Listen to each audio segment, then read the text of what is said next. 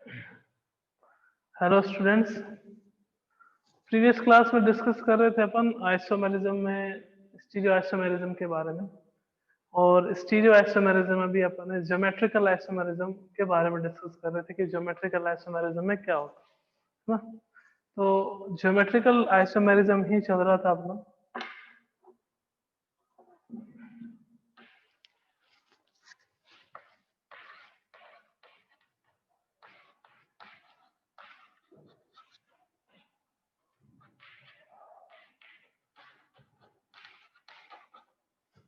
Geometrical isomerism geometrical isomerism का reason बताया था आपको मैंने कि रेस्ट्रिक्टेड रोटेशन के कारण ज्योमेट्रिकल आइसोमेरिज्म होती है, ड्यू टू रेस्ट्रिक्टेड रोटेशन।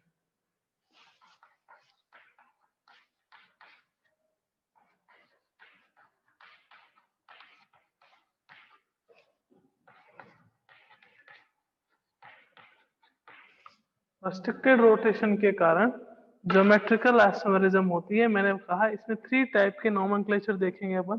कौन कौन से? एक आपके पास था सिस ट्रांस, सेकंड आपके पास था इजेड, और थर्ड अपने पास आएगा syn anti. Cis trans, EZ and syn और एंटी। तो अपन फर्स्ट पे डिस्कस कर रहे थे कि what is the cis trans isomerism. Cis trans isomerism में मैंने आपको बताया कि अगर डबल बॉन्डेड कार्बन, यानी कि अपन कह सकते हैं विनाइलिक कार्बन, तो ज्योमेट्रिकल आइसोमेरिज्म में अपन किसके कारण से होती है, क्या रीजन रहता है? ड्यू टू रेस्ट्रिक्टेड रोटेशन, यानी कि वो कंपाउंड जिसमें दो एलिमेंट के बीच में डबल बॉन्ड प्रेजेंट होगा ज्योमेट्रिकल आइसोमेरिज्म शो करेगा, क्योंकि वहां पे बॉन्ड का रोटेशन नहीं हो सकता, फ्री रोटेशन प्रेजेंट नहीं है। तो उसमें अपन 3 टाइप का नोमेनक्लेचर पढ़ते हैं। एक आपके पास सिस ट्रांस, एक आपके पास इजेड, और एक आपके पास आता है सिन एंटी। बात करें सिस ट्रांस की, जो अपन कल डिस्कस कर रहे थे, इस ट्रांस में होता क्या है कि विनाइलिक कार्बन एटम पे, कि सर विनाइलिक कौन से होते हैं? सी डबल बॉन्ड सी वाले कार्बन एटम कौन से होते हैं? Vinylic carbon atom. Vinylic carbon atom पे अगर सेम साइड में सेम ग्रुप हो तो उसको आप कौन सा आइसोमर कहते हो? Cis isomer.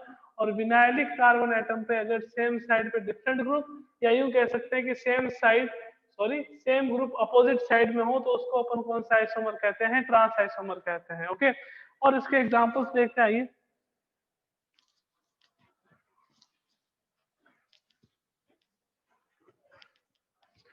क्या आपके पास आया सी डबल बॉन्ड सी,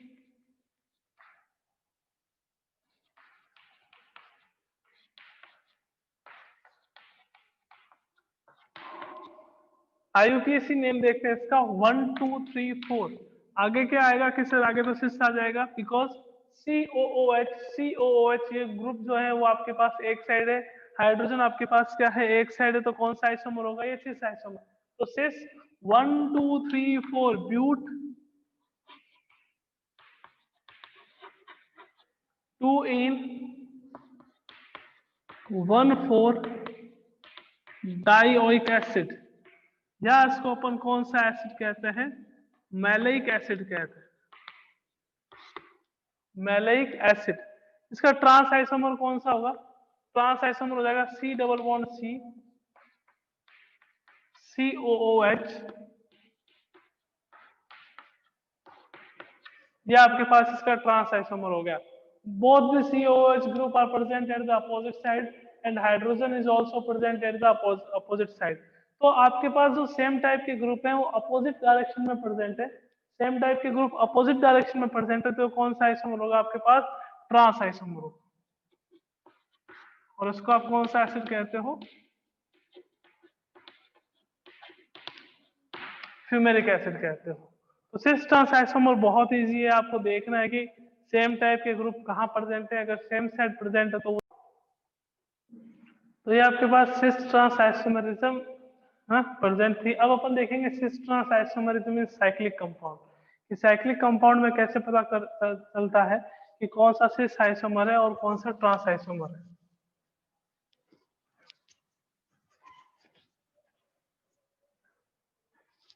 देखिएगा ये जैसे आपके पास साइक्लिक कंपाउंड,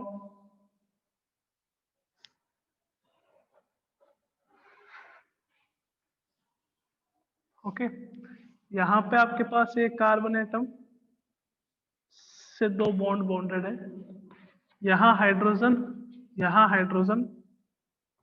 जैसे यहाँ क्लोरीन और यहाँ chlorine, hydrogen hydrogen same side, chlorine chlorine आपके पास सेम साइड। कि सर कैसे? कि जैसे देख लीजिएगा कि ये कार्बन एटम एक है ना, और इससे यूं जो ये कार्बन एटम है ये वाला, उसको अपन ऐसे शो कर रहे हैं, ये कार्बन एटम, ठीक है।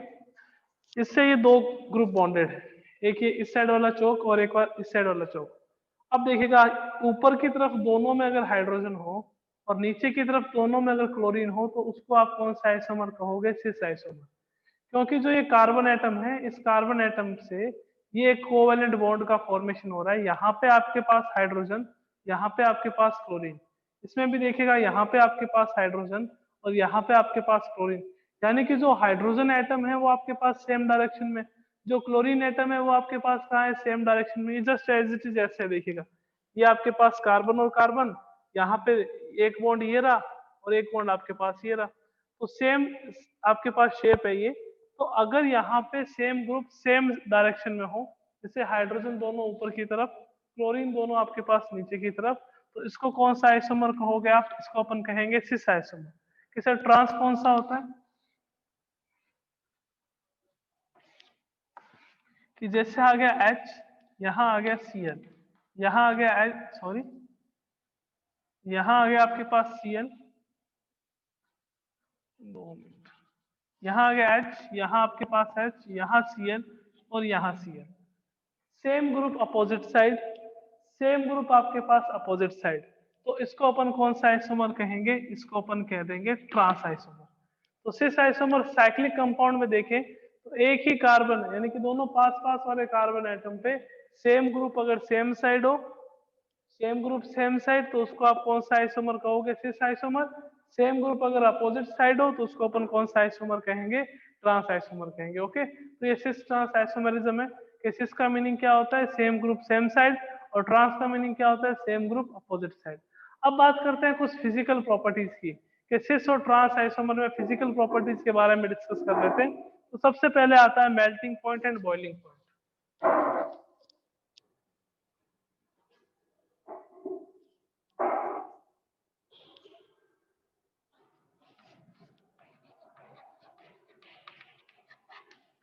फिजिकल प्रॉपर्टीज,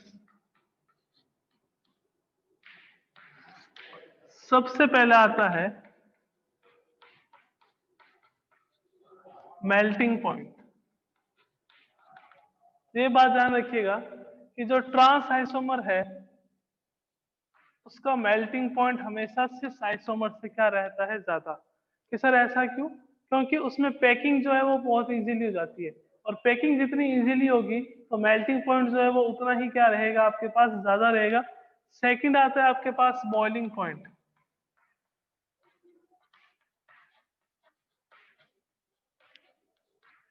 बॉइलिंग पॉइंट जो है वो सिस आइसोमर का ज्यादा रहता है, किससे? ट्रांस से।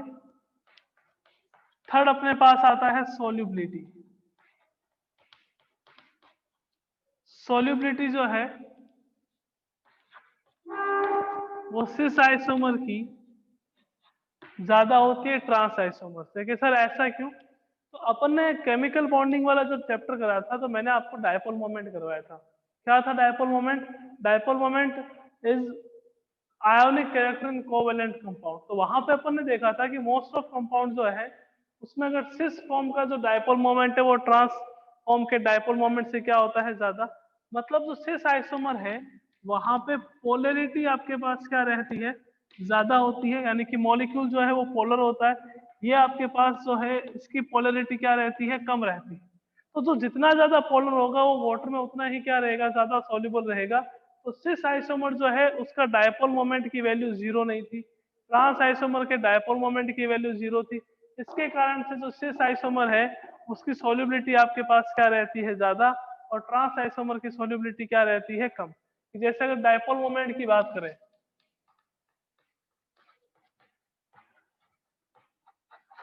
तो डायपोल मोमेंट में देखते हो तो आपके पास क्या जाता है कि जैसे सिस आइसोमर का जो डायपोल मोमेंट है वो क्या रहता है? ज्यादा रहता है। किससे? ट्रांस वाले से। कि सर कैसे? अपन ने बात करी थी सी डबल बॉन्ड सी।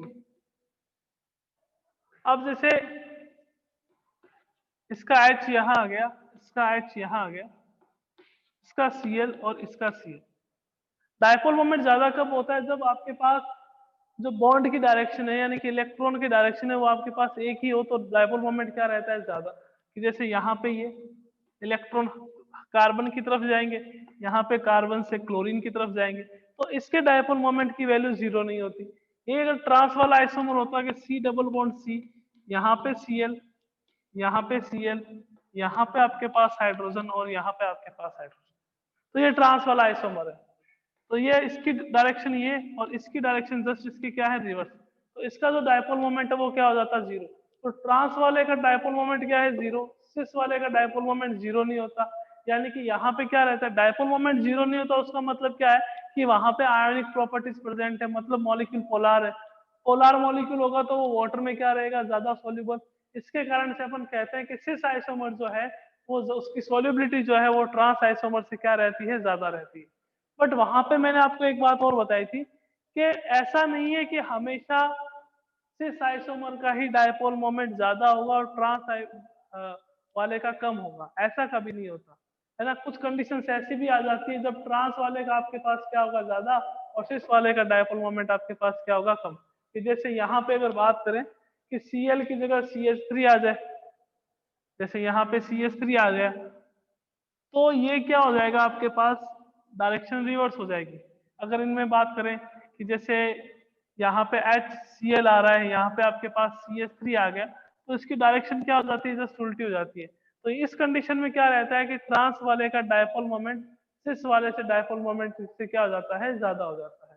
तो जनरली देखते हैं मोस्ट ऑफ केसेस में, तो मोस्ट ऑफ केसेस में सिस का डायपोल मोमेंट ट्रांस से ज्यादा है, यानी कि सिस में पोलैरिटी ज्यादा है, और जितनी ज्यादा आपके पास पोलैरिटी होगी उतनी ज्यादा आपके पास क्या रहेगी? सॉल्युबिलिटी रहेगी। तो ये फिजिकल प्रॉपर्टी थी सिस ट्रांस आइसोमर्स की। नेक्स्ट अपन चलते हैं EZ में।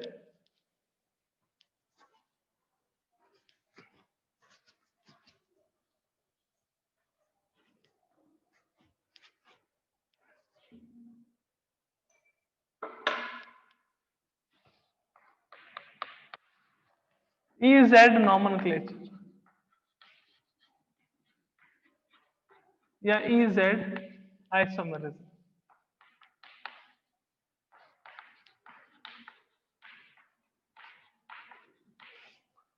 कि सर रिक्वायरमेंट क्यों पड़ी? अपन ने सिस ट्रांस वाली पढ़ ली, तो EZ की रिक्वायरमेंट क्यों पड़ी? तो क्या रीजन था EZ के लिए? तो सिस ट्रांस में अगर कब देखते हैं कि जब आपके पास जो कार्बन डबल बॉन्ड कार्बन है ना, यानी कि विनाइलिक कार्बन, विनाइलिक कार्बन पे अगर चारों ही आपके पास जो ग्रुप है वो डिफरेंट आ जाए, कि जैसे मैंने आपको कह दिया कि मेरे पास C डबल बॉन्ड C है, यहाँ पे A है, यहाँ पे B है, यहाँ पे X है और यहाँ पे आपके पास Y है। अब आप मेरे को ये बताइए कि कौन सा सिस आइसोमर होगा और कौन सा ट्रांस आइसोमर होगा? C डबल बॉन्ड C है, यहाँ पे A, यहाँ पे B, यहाँ पे X, यहाँ पे Y, चारों ही ग्रुप जब आपके पास डिफरेंट हो तो आप उसको डिफ्रेंशिएट नहीं कर सकते कि ये सिस वाला होगा और ये ट्रांस वाला होगा। कि सर मैं यूं कर देता हूँ कि B को ऊपर लगा देता हूँ, A को नीचे लगा देता हूँ, या X को ऊपर लगा नीचे लगा देता हूँ, Y को ऊपर लगा देता हूँ, तो इससे आप ये नहीं बता सकते कि कौन सा आइसोमर सिस होगा और कौन सा आइसोमर ट्रांस होगा। बिकॉज सिस का मीनिंग क्या है कि सेम ग्रुप, एटलीस्ट आपके पास दो ग्रुप तो सेम होने ही चाहिए। कि जैसे आपके पास ये आ गया C डबल बॉन्ड C, यहाँ पे CH3, यहाँ पे आपके पास COOH, यहाँ पे आपके पास H और यहाँ पे आपके पास H। तो आपने देखा कि दोनों कार्बन एटम पे हाइड्रोजन एक ही साइड में, ऊपर वाले से अपने को मतलब ही नहीं है, हाइड्रोजन एक ही साइड में, तो ये कौन सा हो जाएगा? सिस। और हाइड्रोजन अगर अपोजिट डायरेक्शन में होगा तो आपके पास कौन सा हो जाएगा? ट्रांस। बट यही मैं यहाँ पे C2H5 लगा देता हूँ, C2H5 लगाते ही चारों ग्रुप जो है वो आपके पास क्या हो गए? डिफरेंट।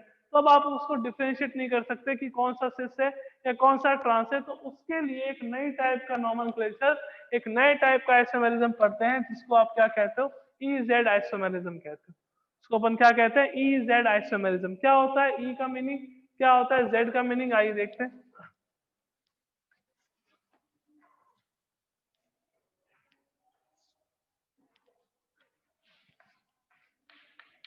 E stands for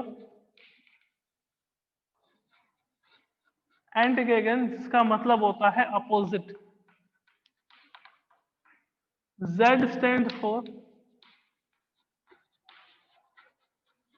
जोसमन जिसका मतलब होता है से। अब अगर आपके पास चारों ही ग्रुप जो है विनाइलिक कार्बन से, चारों ही ग्रुप आपके पास डिफरेंट है, कि जैसे अभी मैंने बताया C double bond C, A B, यहाँ X, यहाँ Y, चारों ही अगर आपके पास ग्रुप डिफरेंट है तो अपन क्या करते हैं, उसकी प्रायोरिटी उसके एटॉमिक नंबर के हिसाब से अपन देखते हैं कि कौन सा Z होगा और कौन सा E होगा, कौन सा Z आइसोमर होगा और कौन सा E आइसोमर होगा। वो कैसे देखेंगे कि इनके एटॉमिक नंबर के हिसाब से देखेंगे कि सर अगर एटॉमिक नंबर सेम आ जाए तो क्या करेंगे, तो इनको कंप्लीटली एक रूल्स में पढ़ते हैं जिसको अपन कहते हैं CIP रूल, कि EZ आइसोमेरिज्म को डिटरमाइन करने के लिए अपन पढ़ते हैं CIP rule. C stands for, scientist का नाम है कान इंगोल्ड एंड प्रिलोग।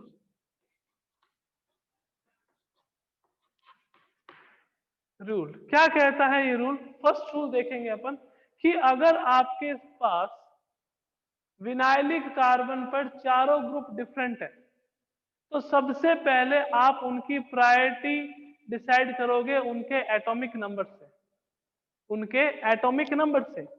अगर हायर एटॉमिक नंबर वाले ग्रुप सेम साइड हो और लोअर एटॉमिक नंबर वाले ग्रुप सेम साइड हो तो उस टाइप के आइसोमर को अपन कहेंगे Z।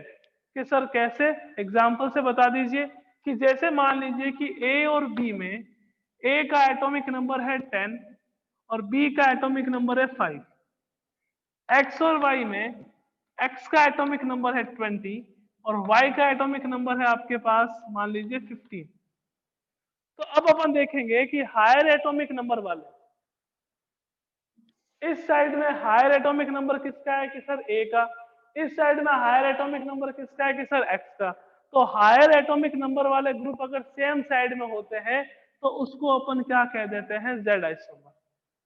हायर एटॉमिक नंबर वाले ग्रुप अगर सेम साइड में होते हैं तो उसको अपन क्या कह देते हैं, Z आइसोमर।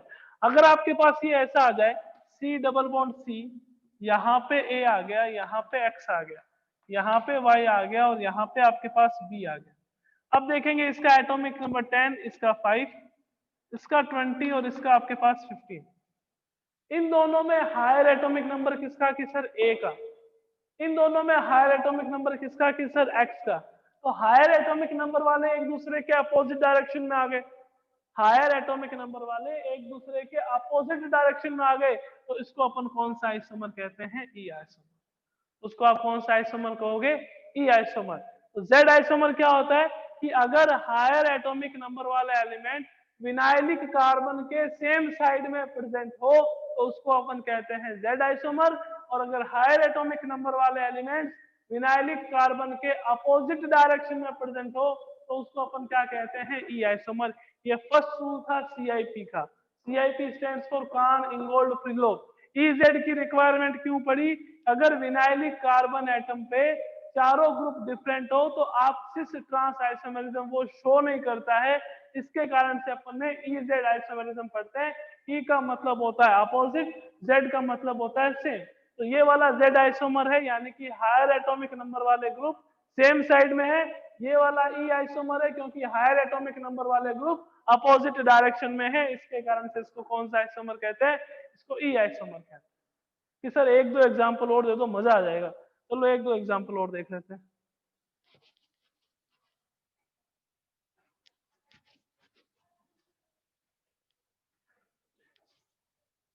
कि जैसे आपके पास आ गया C डबल बॉन्ड C, यहाँ पे आपके पास आ गया Cl, यहाँ पे आपके पास आ गया F, यहाँ पे आपके पास आ गया OH और यहाँ पे आपके पास आ गया SS। ओके, कि इन दोनों में से देखते हैं इनका एटॉमिक नंबर, इसका तो 9 होता है और इसका एटॉमिक नंबर कितना होता है सर, 17 होता है। इसमें ऑक्सीजन का जो एटॉमिक नंबर है सर वो 8 होता है और सल्फर का एटॉमिक नंबर कितना होता है कि सर 16 होता है। तो आप देखोगे इन दोनों में से हायर वाला कौन कि सर क्लोरीन।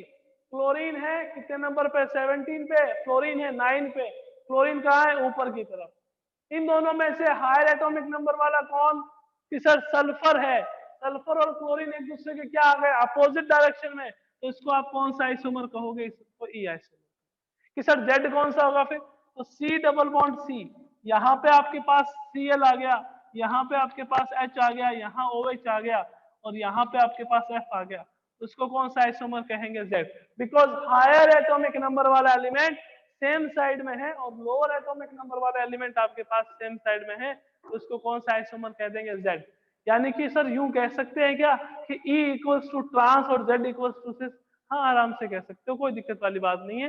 ये Z कह दो, चाहे इसको सिस कह दो, उसको E कह दो, या उसको आप क्या कह दो, ट्रांस कह दो। तो ये EZ आइसोमरिज्म है। इसका फर्स्ट रूल था कि सबसे पहले जो अपन प्रायोरिटी है वो एटॉमिक नंबर से डिसाइड करेंगे, जिसका एटॉमिक नंबर ज्यादा होगा उसको हाई प्रायोरिटी देंगे, जिसका एटॉमिक नंबर कम होगा उसको लो प्रायोरिटी देंगे। और अगर हायर प्रायोरिटी वाले एलिमेंट एक ही साइड में जुड़े हुए हो तो उसको अपन कौन से आइसोमर कहेंगे, Z। और अगर वो अपोजिट डायरेक्शन में आ जाए तो उसको अपन कौन से आइसोमर कहेंगे, E आइसोमर कहेंगे। सर एक डाउट है कि सर क्या, कि मान लीजिए कि पहला एलिमेंट सेम हो गया, फिर क्या करेंगे, पहला एलिमेंट सेम हो गया तो फिर प्रायोरिटी कैसे डिसाइड करेंगे, सर जी जल्दी बता दीजिए, टाइम भी हो रहा है। तो देखिएगा सेकंड रूल इसका, कि अगर पहला एलिमेंट सेम हो जाए तो अपन नेक्स्ट एलिमेंट पे जाएंगे, कि सर वो भी सेम हो गया तो उससे नेक्स्ट पे जाएंगे, कि सर वो भी सेम हो गया तो उससे नेक्स्ट पे, कि सर वो भी सेम हो गया, तो फिर कोई मतलब वाली बात है। कि सर ऐसा क्यों, क्योंकि कार्बन की वैलेंसी 4 ही होती है ना, 4 से ज्यादा कार्बन की वैलेंसी नहीं होती। तो C डबल बॉन्ड C, यहाँ पे देख लीजिए कि जैसे आपके पास आ गया CH3, यहाँ पे आपके पास आ गया मान लीजिए CHO, यहाँ पे आपके पास आ गया OH, और यहाँ पे आपके पास आ गया मान लीजिए SH, वही वाले कंपाउंड। पहला एलिमेंट दोनों में कार्बन, यहाँ कार्बन के साथ सारे के सारे क्या है, हाइड्रोजन, यहाँ कार्बन के साथ कौन आ जाता है कि सर ऑक्सीजन। तो इन दोनों में फर्स्ट प्रायोरिटी इसकी, सेकंड इसको, इन दोनों में फर्स्ट प्रायोरिटी इसकी, सेकंड इसको। यहाँ पे तो एटॉमिक नंबर के बेसिस पे देख लिया, यहाँ पे आपने दूसरे एलिमेंट की बेसिस पे देख लिया, तो ये कौन सा आइसोमर हो जाएगा कि सर ये Z आइसोमर हो जाएगा। इसका अपोजिट लोगे यानी कि C डबल बॉन्ड C,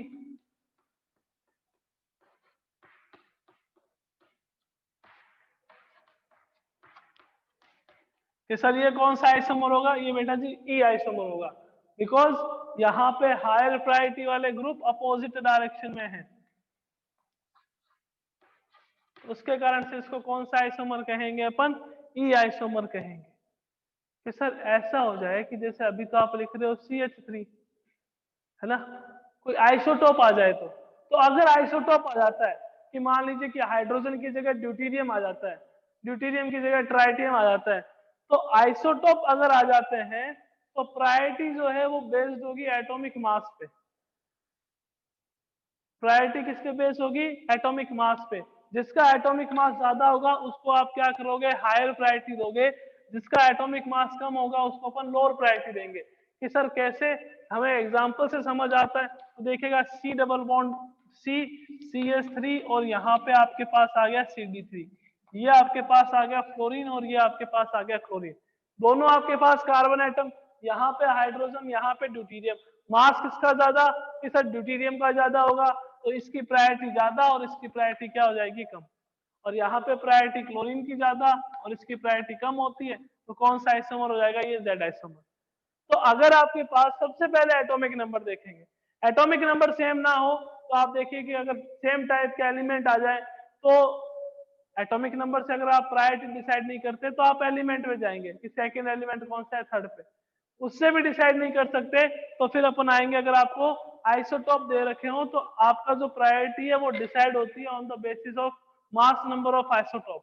जितना ज्यादा मास नंबर होगा उसको अपन उतनी क्या करेंगे, प्रायोरिटी देंगे। ओके, तो इसमें दो रूल्स और रहते हैं, वो अपन नेक्स्ट क्लास में देखेंगे। और फिर ये EZ आइसोमेरिज्म जो है, EZ नॉमेनक्लेचर खत्म हो जाएगी, फिर आपके पास लास्ट रहेगा सिन एंटी। ओके, तो मिलते हैं नेक्स्ट क्लास में। Thank you so much.